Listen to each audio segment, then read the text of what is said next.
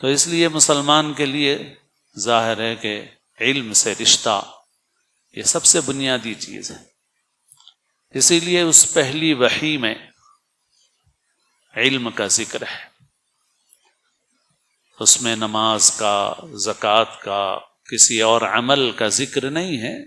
وہ سب چیزیں اپنی جگہ ہیں، لیکن ان سارے اعمال کو کرنے کے لیے بھی علم چاہیے. نماز پڑھنے کے لیے طہارت کا علم چاہیے، نماز کے طریقے کا علم چاہیے، اور اسی طرح دین کے تمام احکام پر عمل کرنے کے لیے پہلا قدم علم حاصل کرنا ہے. اسی لیے علم کے بے شمار فضائل احادیث میں بیان کیے گئے ہیں. مسلمانوں کے ابتدائی دور میں اور صدیوں جب تک مسلمانوں کا اقتدار رہا دنیا کے بڑے حصے کے اوپر، تو مسلمانوں کے پاس دو الگ الگ درس گاہیں نہیں تھیں کہ یہ دینی مدرسے ہیں اور یہ دنیاوی تعلیم گاہیں ہیں. ایسا نہیں تھا. یہ بات کھلی ہوئی ہے، سبھی سمجھتے ہیں.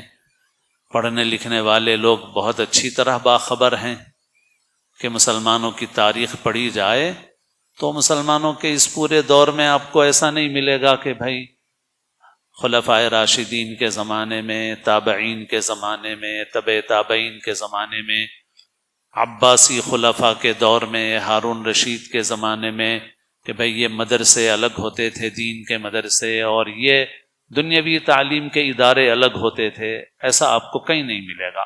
صدیاں گزری ہیں اسی طرح سے.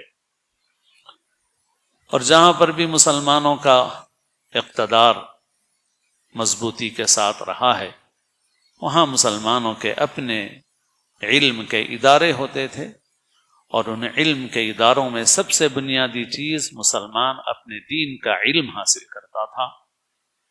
ان چیزوں کا علم حاصل کرتا تھا جس سے وہ سچا پکا مسلمان بنے، اللہ کا بندہ بن کر زندگی گزارے، حلال حرام سے واقف ہو، صحیح غلط کی تمیز اس کے اندر پیدا ہو.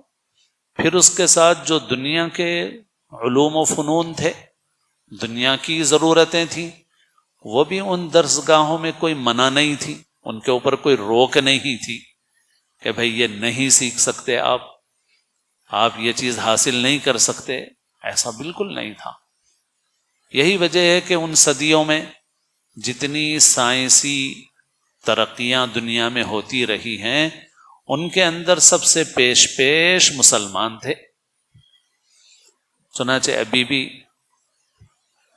جو بڑے بڑے سائنسداں ماضی کے کہلاتے ہیں وہ مسلمان کہلاتے ہیں. ان لوگوں کے نام کچھ بدل سے گئے، انگریزی نام ہو گئے، تو لوگوں کو بعضوں کے متعلق یہ بھی پتہ نہیں ہے کہ یہ مسلمان تھے یا غیر مسلم تھے.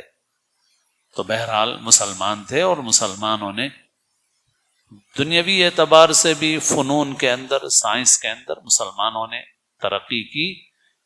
پھر اس کے بعد ایک وقت آیا کہ ہماری شامت اعمال سے ہمارا عروج زوال سے دو چار ہو گیا،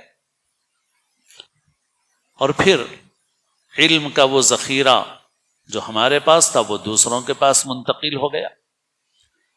پھر اقتدار اور اختیار بھی ہمارے ہاتھوں سے نکلتا گیا، اور مجموعی طور پر دنیا میں ہم مغلوب ہو گئے ہمارے اعمال کی وجہ سے، ہمارے گناہوں کی وجہ سے.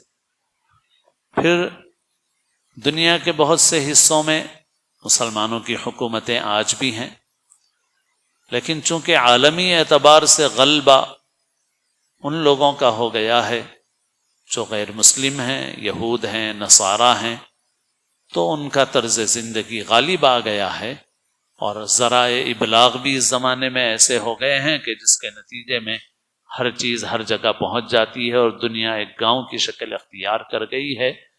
تو نتیجہ یہ ہوا کہ اب مسلمان ملکوں کے اندر بھی اب دینی درسگاہیں الگ ہو گئی ہیں اور دنیاوی تعلیم گاہیں الگ ہو گئی. اور خاص طور پر وہ ممالک کہ جہاں پر مسلمان محکوم ہیں، اقلیت میں ہیں، کم تعداد میں ہیں، تو وہاں پر ظاہر ہے کہ مسلمانوں کا دینی تعلیم کا نظام بالکل علیحدہ ہو گیا ہے مکمل طریقے سے۔